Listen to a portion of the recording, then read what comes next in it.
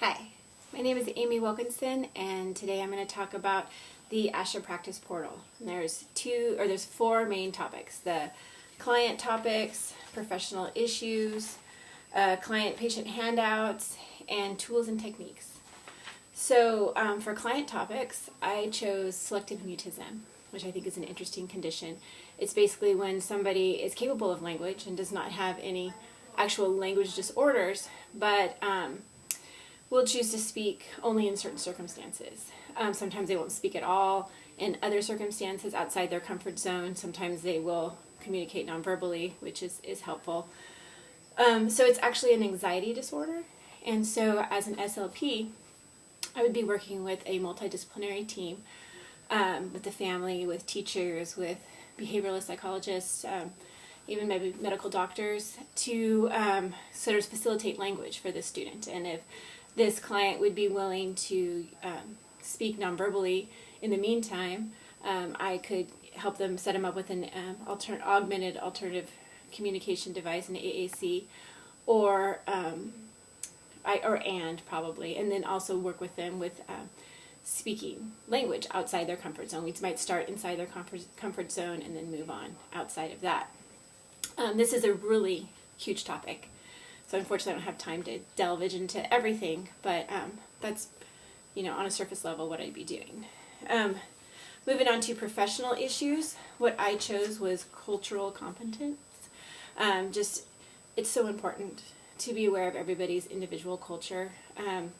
You can lose a lot of ground working with somebody if you don't understand the context in which they live and grow up.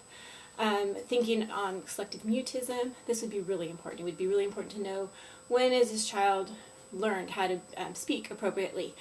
What is this child dealing with some cultural differences that's creating anxiety, where this child isn't feeling comfortable speaking outside the home, dealing with a foreign culture, things like that. And then also being able to provide the right treatments. You need to know how to best do this. And so in the professional issues, they talk about what is cultural competence, what you need to be aware of, resources, key issues in this, so that you can be aware, because there are so many cultures. It's so hard to know, precisely. You're not going to know everything. So you need to have that open mind. You have to know how to look into things. You need to know how to ask questions. And of course, you need to always be respectful at all times, so that you can have open communication and people are willing to talk, and you can grow and help your client. The third topic is the client-patient handouts. And so ASHA offers a lot of just generic brochures that you can buy and place in your office. Things about, how language works. I was looking at the social communication disorders in children, because I'm kind of on this selective mutism trend. So it could just be, how can you identify that? So what is it? What's a social communication disorder? And how can you identify that? How do you need to know whether somebody needs help? So, and these are like little brochures. This one has 16 pages. So that's pretty big for a brochure.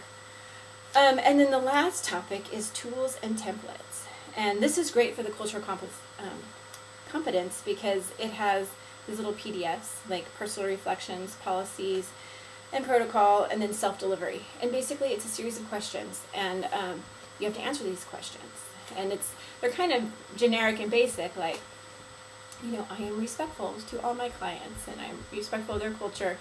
So you might think maybe they're a little silly, but when you do that and when you look at it, you have to think to yourself, okay, yes, you're going to say, yes, of course I am. But then how? How are you? And you have to look and think about yourself and your practice, and how are you doing that? How are you being respectful? How are you investigating cultures, and how is your policy reflective of that? So it really makes you think, and so that's pretty cool.